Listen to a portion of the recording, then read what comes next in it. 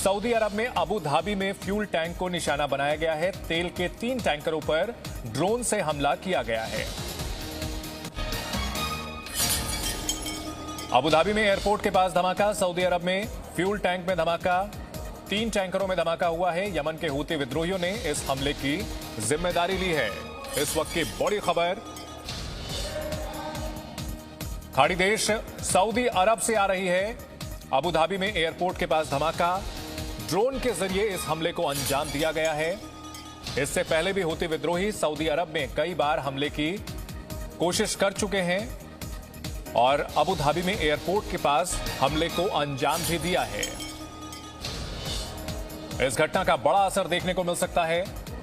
Saudi अरब के Abu Dhabi में airport के पास धमाका हुआ है। दरअसल खाड़ी देशों में सऊदी अरब और ईरान के बीच प्रतिद्वंदिता रहती है और ईरान का समर्थन हूती विद्रोहियों के पीछे बताया जाता है। सऊदी अरब लगातार यमन के साथ तनातनी चल रही है और यमन के हूती विद्रोहियों ने सऊदी अरब में हमले को अंजाम दिया है। ड्रोन के जरिए निशाना बनाया है। एयरपोर्ट के पास हमला किया है।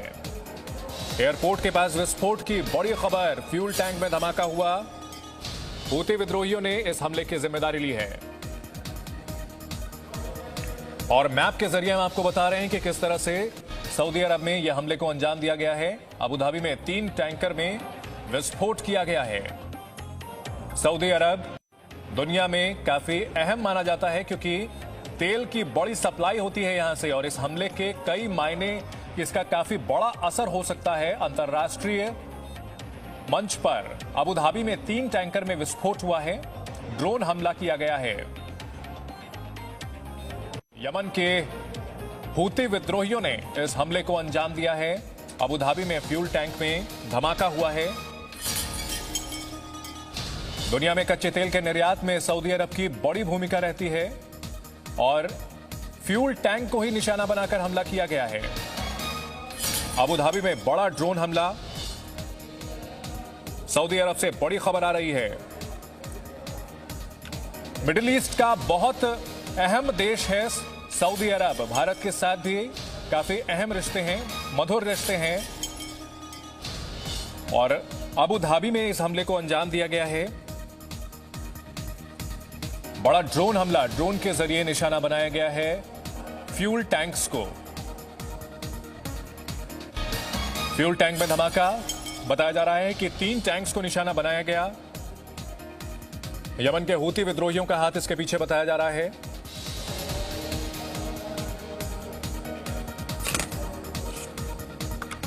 सऊदी अरब के अबू धाबी में एयरपोर्ट के पास धमाका। इस वक्त की बड़ी खबर। फ्यूल टैंक में धमाका किया गया। संवाददाता मनीष शुक्ला इस खबर पर हमारे साथ जुड़ चुके हैं। मनीष, क्या जानकारी मिल रही है सऊदी अरब के अबू धाबी में इस ड्रोन हमले के बारे में?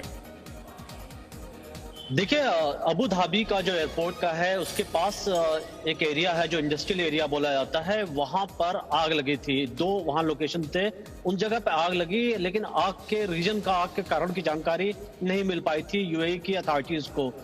लेकिन बाद में एक ग्रुप है जो कि ईरान लिंक्ड है, हौती जो ग्रुप है, हौती मूवमेंट है, उन्होंने जिम्मेदारी ली है कि दरअसल ये जो आग लगी थी उसके पीछे वो इन्वॉल्व है। उन्होंने ड्रोन से अटैक किया था। 2 ड्रोन जो है उन्होंने वहां पर फायरिंग की थी और ये ड्रोन्स वहां गिर भी गए थे जिसकी वजह से आग लगी थी। इसको लेकर के जो यूएई के अथॉरिटीज हैं वो इस वक्त इन्वेस्टिगेशन कर रहे हैं कि किस तरीके से अटैक, अगर जिस तरीके से क्लेम अगर सही पाया जाता है तो किस तरीके से अटैक हुआ। हालांकि यूएई ने जो आग की जगह पर जांच जब की थी तो उनको कुछ टुकड़े मिले थे प्लेन्स के या ड्रोन्स के, तो कहीं ना कहीं एक डाउट जरूर क्रिएट किया गया था।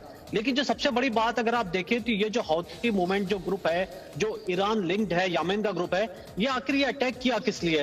अगर आप देखें तो यूएई या फिर जो सऊदी अरेबिया जैसे देश हैं वो लगातार अगर आप देखें तो उनके जो वेस्टर्न जो कंट्रीज हैं, यूरोप के देश हैं, उनके साथ उनके अच्छे रिलेशन है।